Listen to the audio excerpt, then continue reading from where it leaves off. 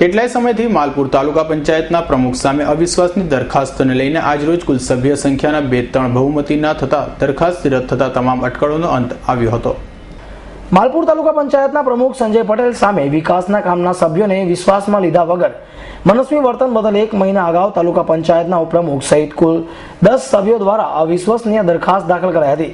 તાલુકા પંચાયતના ટીડીઓ દ્વારા દરખાસ્ત સહિતના કરનારા સભ્યોની સહીઓથી ચકાસણી તથા ઓળખ પરેડની વહીવટી પ્રક્રિયા પૂર્ણ કરી આજરોજ સવારે સભાખંડમાં મતદાન પ્રક્રિયા હાથ ધરી હતી।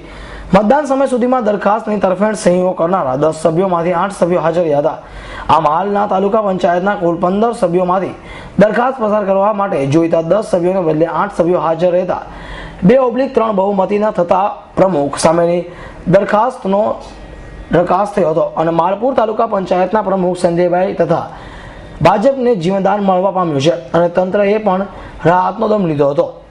આજના જે પ્રસ્તાવ મિટિંગમાં પ્રમુખશ્રી સામે અવિશ્વાસ પ્રસ્તાવની તરફેણમાં 8 સભ્યોએ મતદાન કર્યું અને એમની વિરુદ્ધમાં કોઈ પણ સભ્ય ન હોવાના કારણે ગુજરાત પંચાયત અધિનિયમની કલમ 70 અન્વયે કુલ સભ્ય સંખ્યાના 2/3 સભ્યો એટલે કે 15 સીટો આપણી ભરાયેલી છે એના 2/3 એટલે 10 સભ્યો થવા જોઈએ। 10 સભ્યોની સામે 8 સભ્યોએ એમની તરફેણ કરેલી હોવાના કારણે આજની જે દરખાસ્ત રજૂ કરેલી એ દરખાસ્ત રદ થાય છે।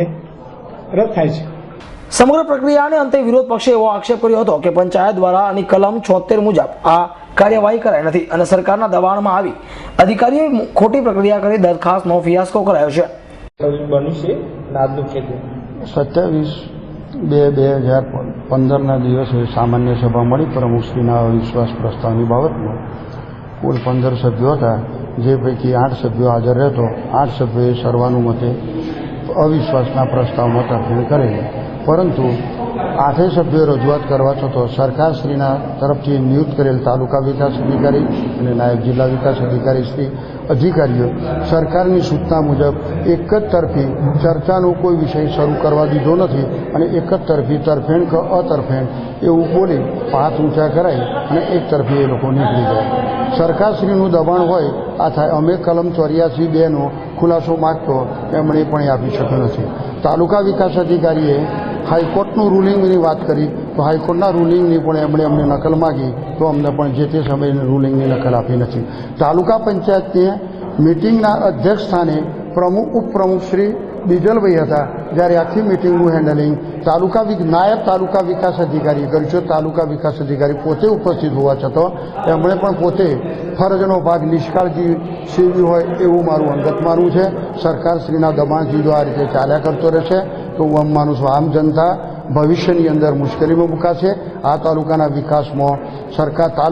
વિકાસમાં હજી તાલુકા વિકાસ અધિકારીને જરા પણ રસ નથી।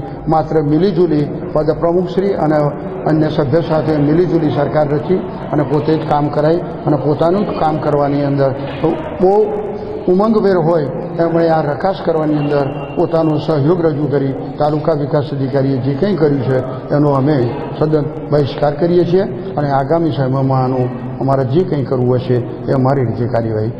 તાલુકા પંચાયત સદસ્ય જણાવી રહ્યા છે કે ગુજરાત પંચાયતના ધારાની કલમ 76 મુજબ કાર્યવાહી થઈ શકે નથી।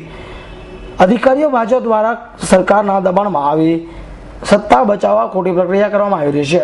આમ કેટલાય સમયથી તાલુકા પંચાયત પ્રમુખને દૂર કરવા ચાલતી અટકળોનો અંત આવ્યો હતો। Bureau report S9 news, Aravalli.